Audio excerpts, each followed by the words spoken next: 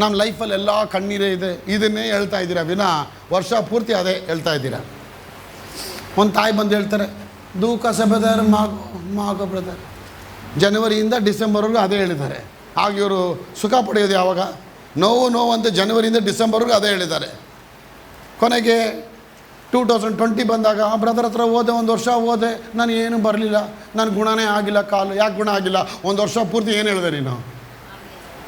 ಒಂದು ವರ್ಷ ಪೂರ್ತಿ ಏನು ಹೇಳಿದೆ? ನನ್ನ ಕಾಲು ನೋವು ಬ್ರದರ್ ಪ್ರೇ ಮಾಡಿ, ಕಾಲು ನೋವು ಬ್ರದರ್ ಪ್ರೇ ಮಾಡಿ, ದರಿದಿದ್ದೀನಿ ಪ್ರೇ ಮಾಡಿ, ಭಯ ಆಗ್ತಾಯಿದೆ ಪ್ರೇ ಮಾಡಿ, ಭಯ ಆಗ್ತಾಯಿದೆ ಪ್ರೇ ಮಾಡಿ ಅಂತ ಹೇಳಿದೆ ವಿನಾ ಧೈರ್ಯ ಬರ್ತಿದೆ ಪ್ರೇ ಮಾಡಿ ಅಂತ ಹೇಳ್ದ? ಹಲೋ, ಹಾಂ, ಅದು ನೋಡಿ ಕರೆಕ್ಟಾಗಿ ಹೇಳ್ತೀರಾ.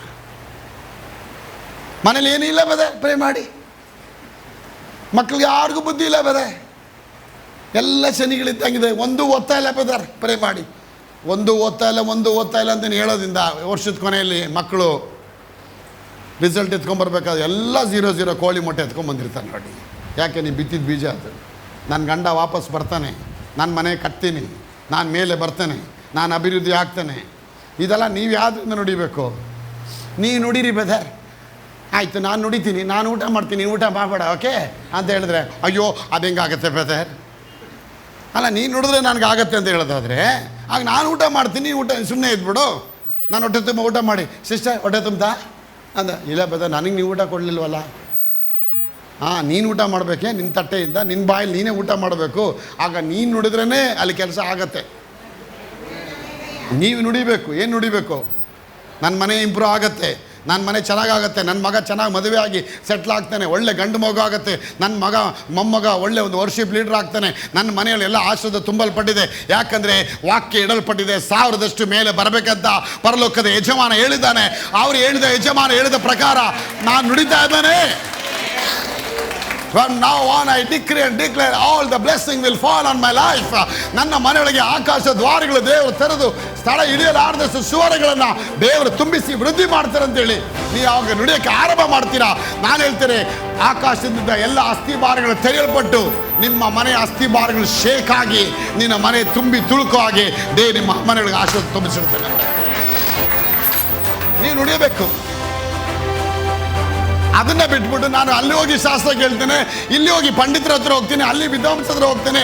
ನೀನು ಎಲ್ಲಿ ಹೋಗು, ಈ ಪ್ರಪಂಚದ ಒಂದು ಮೂಲೆ ಇನ್ನೊಂದು ಮೂಲೆಗೆ ಹೋಗು, ಲಾಸ್ಟ್ಗೆ ನೀನು ಬರಬೇಕಾಗಿರೋದು ನಿನ್ನನ್ನು ಯಾರು ಕ್ರಿಯೇಟ್ ಮಾಡಿದ್ದಾರೆ ಅವ್ರ ಹತ್ರನೇ ತಗೊಂಬರ್ಬೇಕು. ವಾಚ್ ರಿಪೇರಿ ಆಗಿದ ತಕ್ಷಣ ಅದನ್ನು ತೊಗೊಂಡೋಗಿ ಅಜಾಮನ ಹತ್ರ ಕೊಟ್ಟರೆ ಅವನೇ ಹೇಳ್ತಾನೆ, ನಾನು ಕಟ್ಟಿಂಗ್ ಮಾಡೋಕ್ಕೆ ಒಂದೇ ಗೊತ್ತು, ವಾಚ್ ರಿಪೇರಿ ಮಾಡೋಕ್ಕೆ ಗೊತ್ತಿಲ್ಲ ಅಂತ ಹೇಳ್ತಾರೆ. ಸ್ಕೂಟ್ರ್ ರಿಪೇರಿ ಆಗಿರೋ ಸ್ಕೂಟ್ರನ್ನ ತೊಗೊಂಡೋಗಿ ನೀನು ಆಡಿ ಶೋರೂಮ್ ಹೋಗಿ ಕೊಟ್ಟರೆ ಅವನೇ ಹೇಳ್ತಾನೆ, ಸರ್ ಈ ಕಾರ್ ನಮ್ಗೆ ಸಂಬಂಧಪಟ್ಟಲ್ಲ, ಈ ಗಾಡಿ ನಮ್ಮ ಕೈಲಿ ರಿಪೇರಿ ಮಾಡೋಕ್ಕಾಗಲ್ಲ. ಅದು ಎಲ್ಲಿ ಮ್ಯಾನುಫ್ಯಾಕ್ಚರ್ ಆಯಿತು ಅಲ್ಲೇ ನೀನು ತೊಗೊಂಡು ಹೋಗ್ಬೇಕು. ಆಗ ನಿಮ್ಮನ್ನು ಯಾರು ಮ್ಯಾನುಫ್ಯಾಕ್ಚರ್ ಮಾಡಿದ್ದು ಹೇಳಿ ಜೋರಾಗಿ? ದೇವರು. ಆವಾಗ ಯಾರ ಹತ್ರ ಹೋಗ್ಬೇಕು ನಿಮ್ಮ ಪ್ರಾಬ್ಲಮ್ ಅಂದರೆ? ಅದಕ್ಕೆ ಅವರೇ ಹೇಳ್ಬಿಟ್ಟಿದ್ದಾರೆ, ಕಷ್ಟಪಟ್ಟು ಹೊರೆ ಹೊತ್ತವರೆ ನೀವೆಲ್ಲರೂ ಆ ಬೆಟ್ಟಕ್ಕೆ ಹೋಗಿ, ಈ ಬೆಟ್ಟಕ್ಕೆ ಹೋಗಿ, ಪಟ್ಟಾಗೆ ಹೋಗಿ, ಕಂಕನಾಡಿಗೆ ಹೋಗಿ ಅಂತ ಎಲ್ಲೂ ಬರೀಲಿಲ್ಲ. ಅವ್ರು ಹೇಳಿದ್ರು, ನನ್ನ ಬಳಿ ಬನ್ನಿ. ಇಡೀ ಭೂಮಿ ಎಷ್ಟೋ ವಿದ್ವಾಂಸರು ಹುಟ್ಟುಬಿಟ್ರು, ಎಷ್ಟೋ ಮಹಾನ್ ವ್ಯಕ್ತಿಗಳು ಹುಟ್ಟಿದ್ರು, ಎಲ್ಲರೂ ಹೇಳಿದ್ರು ಅಲ್ಲಿ ಹೋಗಿ, ಇಲ್ಲಿ ಹೋಗಿ, ಆ ಬೆಟ್ಟಕ್ಕೆ ಹೋಗಿ, ಅಲ್ಲಿ ಹೋಗಿ ಅಂತ ಹೇಳಿದ್ರು. ವಿನ್ನ ಇವರೊಬ್ಬರು ಮಾತ್ರ ಹೇಳಿದ್ರಿ, ನನ್ನ ಬಳಿಗೆ ಬನ್ನಿ ಅಂತ ಹೇಳ್ಬಿಟ್ರೆ, ನನ್ನ ಬಳಿಗೆ ಬಾ ಅಂತ ಹೇಳ್ತಾರೆ. ಅವರ ಬಳಿಗೆ ನಾವು ಹೋಗ್ಬಿಟ್ರೆ ನಾನು ಹೇಳ್ತೇನೆ, ಜೀವನದ ಎಲ್ಲ ಆಶೀರ್ವಾದಗಳು, ನಮ್ಮ ಜೀವನದಲ್ಲಿ ಪ್ರಗತಿಕರವಾದ ಆಶೀರ್ವಾದಗಳು ಅಭಿವೃದ್ಧಿ ಆಗೋ ಹಾಗೆ ದೇವರು ನಮ್ಮನ್ನು ವೃದ್ಧಿ ಮಾಡಿ ಅವರು ಆಶೀರ್ವಾದ ಮಾಡ್ತಾರೆ. ಎಲ್ಲಿವರೆಗೆ ನಿಮ್ಮ ಸರ್ವಶಕ್ತನ ಬಳಿ ನೀವು ಹೋಗೋದಿಲ್ಲ ಅಲ್ಲಿವರೆಗೆ ನಿಮ್ಮ ಜೀವನದಲ್ಲಿ ನಿಮ್ಮ ಸಮಸ್ಯೆಗಳು ಹಾಗೇ ಇರತ್ತೆ. ಯಾವುದು ಕೈಗೂಡೋದಿಲ್ಲ, ಯಾವುದು ನೆರವೇರೋದಿಲ್ಲ, ಯಾವುದು ಹೇಗೆ ನಡೀತೋ ಅದೇ ರೀತಿಯಲ್ಲಿ ನಿಮ್ಮ ಜೀವನದ ತೀರ್ಮಾನಗಳು ಇರುತ್ತೆ. ಹಾಗೆ ಇವತ್ತು ನೀವು ಡಿಸೈಡ್ ಮಾಡಬೇಕಾಗಿರೋದೇನು? ಸಭೆನಾ, ಸೇವಕರನ್ನ, ಯಾವ ದೊಡ್ಡ ಚರ್ಚ್ ಸೆಲೆಕ್ಟ್ ಮಾಡಬೇಕಾ, ದೊಡ್ಡ ಪಾಸ್ಟರ್ ಸೆಲೆಕ್ಟ್ ಮಾಡಬೇಕಾ, ಅಥವಾ ದೊಡ್ಡ ಪ್ರವಾದಿನ ಸೆಲೆಕ್ಟ್ ಮಾಡಬೇಕಾ? ಎಲ್ಲಾನು ಸೆಲೆಕ್ಟ್ ಮಾಡೋಕ್ಕೆ ಮುಂಚೆ ಇವ್ರನ್ನ ಸೆಲೆಕ್ಟ್ ಮಾಡಿ. ನೀವು ಇವ್ರನ್ನ ಯಾಕೆ? ವಾಕ್ಯ ಹೇಳಲ್ಪಡುತ್ತೆ, ಕೀರ್ತನೆ 1:1 ಯಾವನು ದುಷ್ಟರ ಆಲೋಚನೆ ನಡೆಯದೆ ಪಾಪಾತ್ಮರ ಬಳಿಯಲ್ಲಿ ನಿಂತುಕೊಳ್ಳಬೇ, ಧರ್ಮ ನಿಂದಕರ ಬಳಿಯಲ್ಲಿ ಕುಳಿತುಕೊಳ್ಳಬೇ, ಕರ್ತನ ಧರ್ಮಶಾಸ್ತ್ರದಲ್ಲಿ ಆನಂದಪಟ್ಟು ಅದನ್ನೇ ಹಗಲು ಇರುಳು ಧ್ಯಾನಿಸ್ತಾ ಇರುವ ಮನುಷ್ಯನು ಭಾಗ್ಯವಂತನು. ಅವನು ನೀರಿನ ಕಾಲುಗಳ ಬಳಿಯಲ್ಲಿ ಬೆಳೆದಿರುವ ಮರದಾಗಿರುವನು. ಆದರೆ ಎಲೆಗಳು ಬಾಡುವುದಿಲ್ಲ, ಕಾಲಕ್ಕೆ ತಕ್ಕಂತೆ ಅವುಗಳು ಫಲ ಕೊಡುತ್ತೆ. ಕಾಲಕ್ಕೆ ತಕ್ಕ ಹಾಗೆ ಅದು ಫಲಗಳನ್ನ ಕೊಡುತ್ತೆ ಅಂತ ಹೇಳ್ತಾರೆ. ಆಗ ಕ್ರಿಶ್ಚಿಯಾನಿಟಿ, ಕ್ರೈಸ್ತತ್ವ ಅಂದರೆ ನಿನ್ನ ಜೀವನದಲ್ಲಿ ದಿನದಿಂದ ದಿನಕ್ಕೆ, ವಾರದಿಂದ ವಾರಕ್ಕೆ, ತಿಂಗಳಿಂದ ತಿಂಗಳಿಗೆ ನೀ ಮೇಲೇ ಹೋಗತಕ್ಕಂಥ ಜೀವನ ನೀ ಇಟ್ಟಿದ್ದಾರೆ ದೇವರು. ಮೇಲೆ ಹೋಗತಕ್ಕಂಥ ಜೀವನ. ಆ ಜೀವನ ಹೇಗೆ ಬರುತ್ತೆ ಅಂದರೆ, ಯಾವಾಗ ಅವ್ರ ನೆರಳಿಗೆ ನೀ ಬರ್ತೀಯಾ, when you acknowledge Christ, when you acknowledge His kingdom, when you receive His kingdom, when the kingdom began to reign in your heart, I will tell you my son and daughter, the blessing will begin to flow in every angle. ಎಲ್ಲ ವಿಷಯದಲ್ಲಿ ದೇವರ ರಾಜ್ಯವೇ ನಿನ್ನೊಳಗೆ ಬಂದ್ಬಿಡುತ್ತೆ. ಆ ರಾಜ್ಯ ನಿನ್ನೊಳಗೆ ಬಂದ್ಬಿಟ್ರೆ ಆಶೀರ್ವಾದ ಆರಂಭ ಆಗ. ಅದಕ್ಕೆ ದೇವರು ಯೇಸು ಕ್ರಿಸ್ತ ಹೇಳ್ಕೊಟ್ರು ಪ್ರೇಯರ್. ಏನು ಪ್ರೇಯರು? ಪರಲೋಕದಲ್ಲಿರುವ ನಮ್ಮ ತಂದೆ, ನಿಮ್ಮ ನಾಮವು ಪರಿಶುದ್ಧವೆಂದು ಎಣಿಸಲ್ಪಡಲಿ, ನಿಮ್ಮ ರಾಜ್ಯವು ಎಲ್ಲಿ ಬರಬೇಕು? ರಾಜ್ಯ ಪರಲೋಕದಲ್ಲಿ ನೆರವೇರೋ ಪ್ರಕಾರ ಭೂಲೋಕದಲ್ಲಿ ಆ ರಾಜ್ಯದಿಂದ, ಆ ರಾಜ್ಯ ಒಳಗೆ ಬರಬೇಕಂತೆ. ರಾಜ್ಯ ಒಳಗೆ ಬಂದ ಮೇಲೆ ಪರಲೋಕದಲ್ಲಿ ಏನು ನೆರವೇರುತ್ತೆ, ಆ ಪರಲೋಕದಲ್ಲಿ ನೆರವೇರೋ ಪ್ರಕಾರ ಭೂಲೋಕದಲ್ಲಿ ಆ ರಾಜ್ಯದೊಳಗೆ ಬರಬೇಕು ಅಂತಾರೆ. ಅಂದರೆ ಏನು ಅರ್ಥ? The point is, when you accept Christ, when you receive your king, the kingdom will enter in your life. ಆ ರಾಜ್ಯನ ಸ್ವೀಕಾರ ಮಾಡಿದ ತಕ್ಷಣ ದೇವ್ರ ರಾಜ್ಯ ನಿನ್ನೊಳಗೆ ಬಂದ್ಬಿಡುತ್ತೆ. ಈ ರಾಜ್ಯ ನಿನ್ನೊಳಗಿತ್ತು, ನಿನ್ನೇನಿರುತ್ತೆ? ಜಯ ಇರುತ್ತೆ. ಪರಲೋಕದಲ್ಲಿ ಸಮಾಧಾನ ಇದೆ, ಅವಾಗ ನಿನ್ನಲ್ಲಿ ಏನು ಬರುತ್ತೆ? ಸಮಾಧಾನ. ಪರಲೋಕದಲ್ಲಿ ಧೈರ್ಯ ಇದೆ, ನಿನ್ನಲ್ಲಿ ಏನು ಬರುತ್ತೆ? ಎಲ್ಲ ಆಟೋಮೆಟಿಕ್ಕಾಗಿ ಆ ರಾಜ್ಯನೇ ನಿನ್ನೊಳಗೆ ಬಂದ್ಬಿಡುತ್ತೆ. ಇವತ್ತು ಸಭೆಗಳಲ್ಲಿ ಇದನ್ನು ಟೀಚ್ ಮಾಡ್ತಿಲ್ಲ, ಇದನ್ನು ಟೀಚ್ ಮಾಡಲಿ. ಏನು ಮಾಡ್ಬಿಟ್ರು ಸಭೆಗಳಲ್ಲಿ? ಬಿಳಿ ಬಟ್ಟೆ ಹಾಕೊಂಬ, ಕಟ್ಟಿಂಗ್ ಶಾರ್ಟಾಗಿ ಹಿಡ್ಕೋ, ಮಾಂಗಲ್ಯ ಸೆರೆ ಹಾಕೋಬೇಡ, ಈ ಬೊಟ್ಟು ತೆಗೆದುಬಿಡು, ಬೈಬಲ್ ಗಟ್ಟಿ ಹಿಡ್ಕೊಂಬ ಅಂತ ಹೇಳಿದ್ರೆ, ಹಿಡಿದು ಅನುಸರಿಸಿ ನಡಿ ಅಂತ ಯಾರು ಹೇಳ್ತಾ ಇದ್ದಾರೆ? ಸಭೆಯಲ್ಲಿ ಯಾನೊಬ್ಬ ಜೀನ್ಸ್ ಹಾಕೊಂಬಂದ, ಎಲ್ಲ ಹಿಂಗೆ ನೋಡ್ತಾರೆ. ಅಯ್ಯೋ ಜೀನ್ಸ್ ಹಾಕೊಂಬಂದಿದ್ದಾನೆ, ಅಯ್ಯೋ ಸಿಸ್ಟರ್ ನೋಡ್ದ ಜೀನ್ಸ್ ಹಾಕೊಂಬಂದಿದ್ದಾರೆ.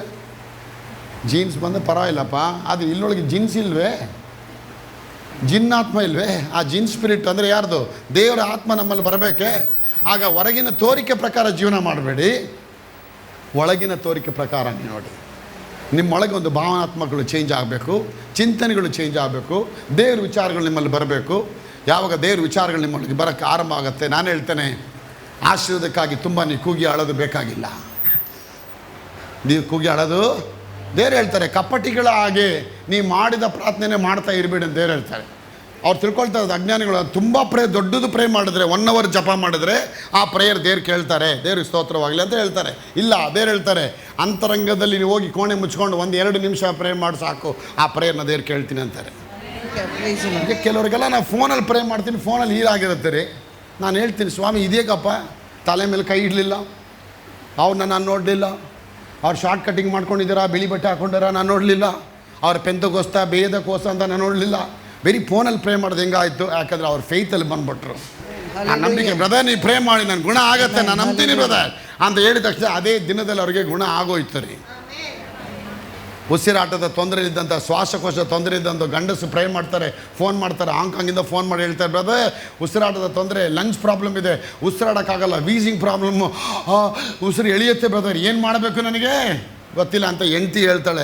ಗಂಡನಿಗೆ ಫೋನ್ ಮಾಡಿ ಫೋನ್ ಕೊಟ್ಟರು. ನಾನು ಹೇಳಿದೆ, ಒಂದೇ ವಿಚಾರ ಕೇಳಿದೆ, ನೀನು ನಂಬ್ತೀಯ ಗುಣ ಆಗುತ್ತೆ ಅಂತ ಹೇಳಿ. ಅವ್ರು ಹೇಳಿದ್ರು, ನಾನು ಎಲ್ಲ ಬ್ಲೆಸ್ಸಿಂಗ್ ಆಯಿಲ್ ಹಾಕಿದ್ದೀನಿ, ನಾನು ಎಲ್ಲ ಥರ ಹಾಕಿದ್ದೀನಿ. ನಾನು ಹೇಳಿದೆ, ನೀ ಬ್ಲೆಸ್ಸಿಂಗ್ ಆಯಿಲ್ ಎಲ್ಲ ಇಡು ಪಕ್ಕದಲ್ಲಿ, ಪರವಾಗಿಲ್ಲ, ಆದರೆ ನಾನು ಮಾಡೋ ಪರ ನೀನು ನಂಬ್ತೀಯ, ವಿಶ್ವಾಸ ಇಡ್ತೀಯ, ಆಗತ್ತೆ ಅಂತ. ಆಯಿತು ಬ್ರದರ್, ಆಗುತ್ತೆ, ನಾನು ನಂಬ್ತೀನಿ ಬ್ರದರ್, ಯಾಕೆ ನಿಮ್ಮ ಯೂಟ್ಯೂಬಲ್ಲಿ ಪ್ರೋಗ್ರಾಮೆಲ್ಲ ನೋಡ್ತಾ ಇದ್ದೀನಿ ಬ್ರದರ್, ತಲೆ ಮೇಲೆ ಕೈ ಹಿಡ್ಕೊ ಅಂತಂದೆ. ಅವ್ರ ತಲೆ ಮೇಲೆ ಅವರೇ ಕೈ ಹಿಡ್ಕೊಂಡ್ರು. ನಂಬು, ಪ್ರೇ ಮಾಡೋದು, ಅರಿಕೆ ಮಾಡಿಸ್ದೆ. ಯೇಸುವಿನ ನಾಮದಲ್ಲಿ ವ್ಯಾಧಿ ನನ್ನ ಮನೆ ಮುಂದೆ ಇಲ್ಲ, ಗೂಡಾರದ ಸಮೀಪಕ್ಕೆ ಯಾವ ಉಪದ್ರವ ಬರೋದಿಲ್ಲ, ಎಲ್ಲ ಅರಿಕೆ ಮಾಡಿಸಿ ಪ್ರೇ ಮಾಡಿದೆ. 2 ನಿಮಿಷ ಪ್ರೇ ಮಾಡಿದ್ದು ಫೋನಲ್ಲಿ, 2 ನಿಮಿಷ ಪ್ರೇ ಮಾಡಿದ್ದು. ಇವತ್ತು 1.5 ವರ್ಷ ಆಯಿತು ಪ್ರೇ ಮಾಡಿ. ಅವತ್ತು ಹೋಗಿದ್ದು ವೀಸಿಂಗ್, ಇವತ್ತವರೆಗೆ ಬರಲಿಲ್ಲ. ಯಾಕೆ ಹೇಳ್ತೀನಿ? ನಮ್ಮ ವಿಶ್ವಾಸ ಹೇಗಿರುತ್ತೆ ಆ ವಿಶ್ವಾಸದ ಪ್ರಕಾರ ಕೆಲಸ ಮಾಡ್ತಾರೆ. It based on your faith. If you don't have faith, ದೇವ್ರ ವಾಕ್ಯ ಹೇಳುತ್ತೆ, ನಂಬಿಕೆ ಇಲ್ಲದೆ ಯಾರ ದೇವರನ್ನು ಮೆಚ್ಚಿಸಲು ಸಾಧ್ಯವಿಲ್ಲ. ದೇವರ ಬಳಿ ಬರುವನು ದೇವರು ಇದ್ದಾನೆ, ತನ್ನನ್ನು ಹುಡುಕುವವರಿಗೆ ಪ್ರತಿಫಲ ಕೊಡುತ್ತಾರೆ, ತನ್ನನ್ನು ಹುಡುಕುವವರಿಗೆ ಪ್ರತಿಫಲ ಕೊಡುತ್ತಾರೆ, ತನ್ನನ್ನು ಹುಡುಕುವವರಿಗೆ ಪ್ರತಿಫಲ ಕೊಡುತ್ತಾರೆ, ತನ್ನನ್ನು ಹುಡುಕುವವರಿಗೆ ಪ್ರತಿಫಲ ಕೊಡುತ್ತಾರೆ, ಪ್ರತಿಫಲವನ್ನು ಪ್ರತಿಫಲವನ್ನು ದೇವರು ಕೊಡುತ್ತಾನೆ.